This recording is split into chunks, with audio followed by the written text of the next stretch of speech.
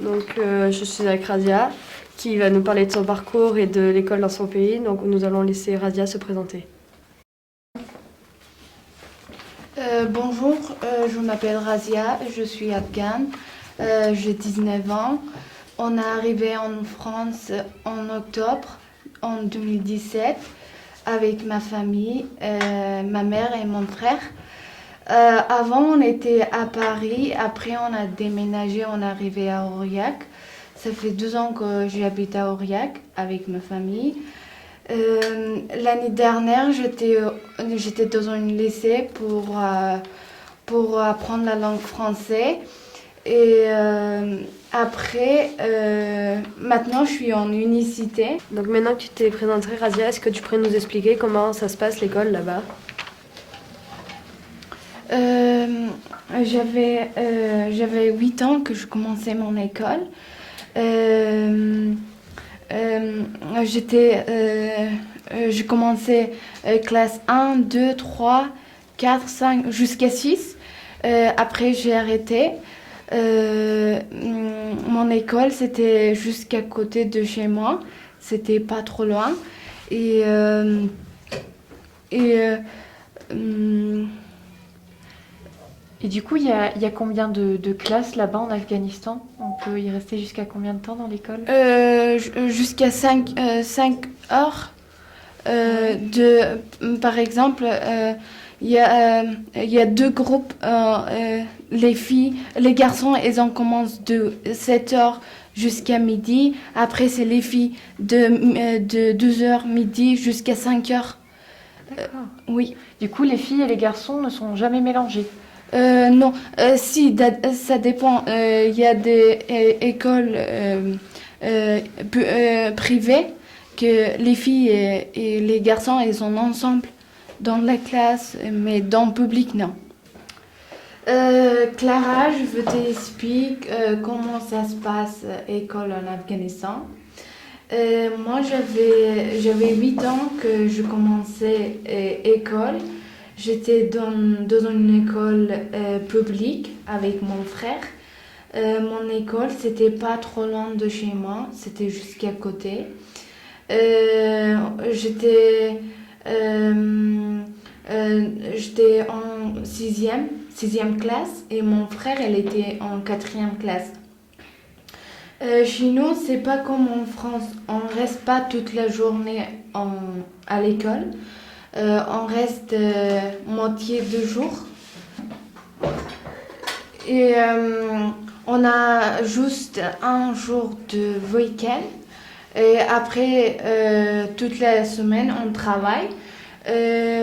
On commence à l'école de 7 ans jusqu'à 22 ans. Première classe, deuxième, troisième, jusqu'à deuxième classe.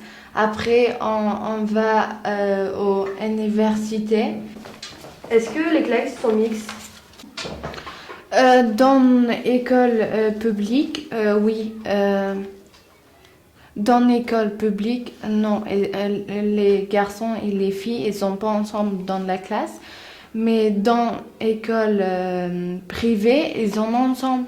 Il y a des écoles que les filles et garçons, ils sont ensemble, mais pas public, privé.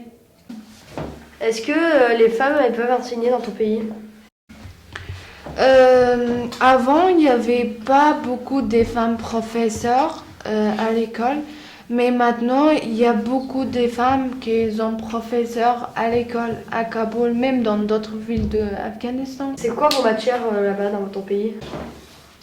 On fait maths, physique, biologie, sciences, chimia, dunya, dari, pashto, anglais, اجتماعيات, خط, sport.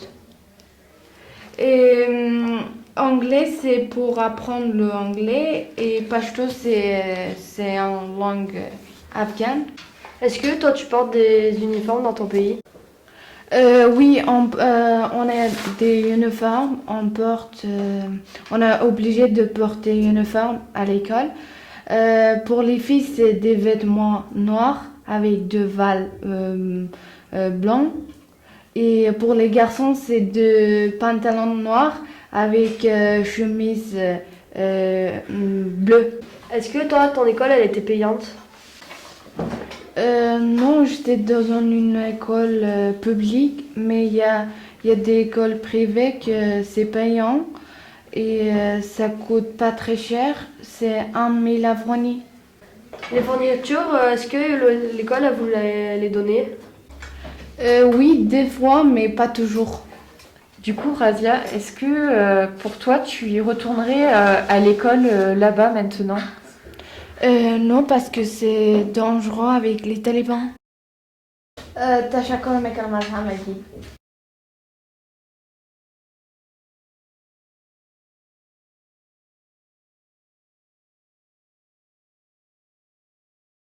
Est-ce que ton école, elle était à proximité de ton domicile?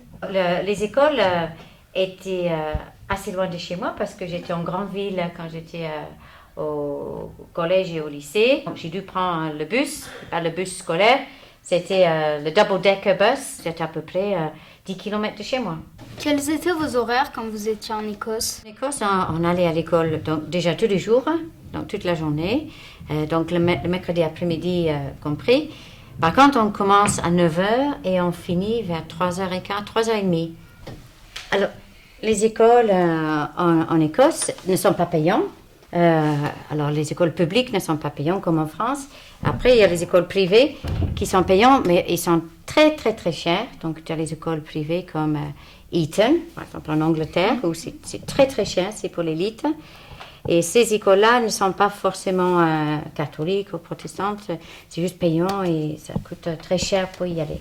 Ont-ils des cours de religion? Donc oui, au collège, il y a les cours de religion, donc on apprend sur toutes les religions du monde. Après aussi, chaque matin, on a l'assemblée, même au collège. Et donc l'assemblée, c'est sur un thème religieux aussi. Il y a toujours un moral de jour. Donc les écoles publiques sont aussi religieuses chez moi. Moi, j'étais en grande ville, donc mon école était très grande. On était, par exemple, il y avait 6-7 classes de 6e. Et donc, on était à peu près 1000 élèves dans le collège. Et après, voilà, bien sûr, si vous allez dans les Highlands, en Écosse, c'est des petites écoles, donc beaucoup moins nombreux, comme en France aussi.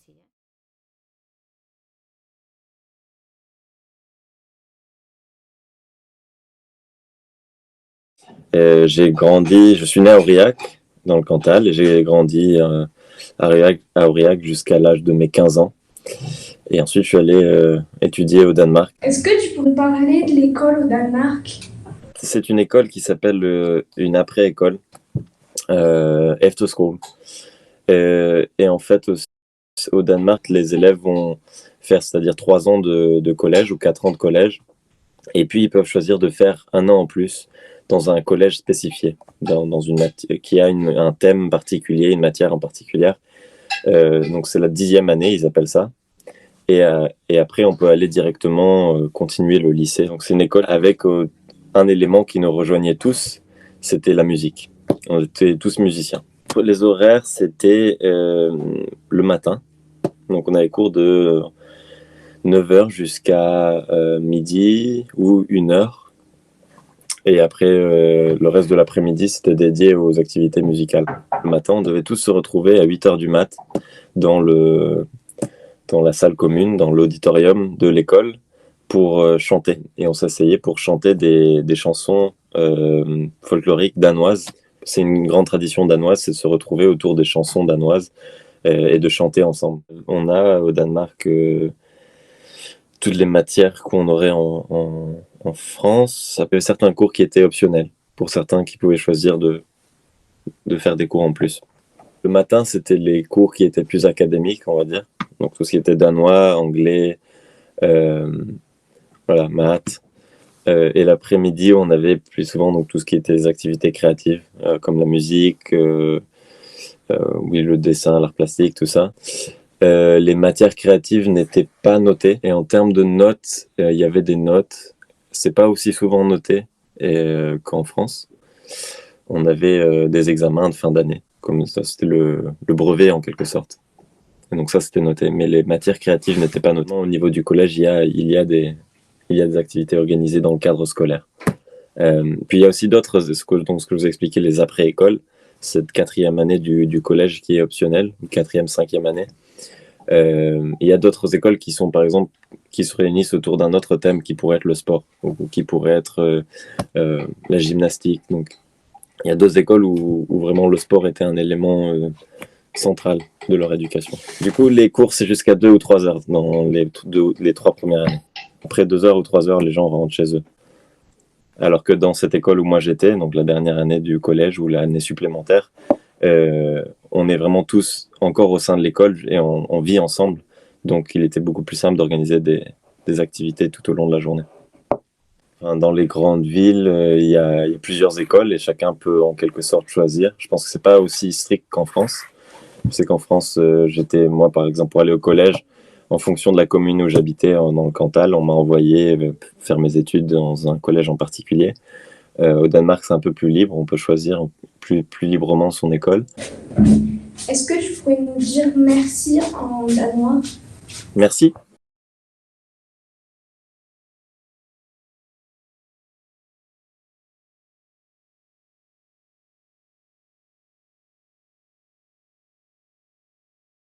Bonjour, je suis avec Madame Ortiz. Est-ce que vous pouvez vous présenter en quelques mots, s'il vous plaît? Oui, bonjour à tous. Donc, je m'appelle Marie-Laure Ortiz, je suis professeure d'histoire géo et éducation civique donc, au Collège Louis Pasteur depuis 1998. J'ai toujours été passionnée par l'Afrique depuis toute petite, mais je ne voulais absolument pas y aller en tant que touriste banal.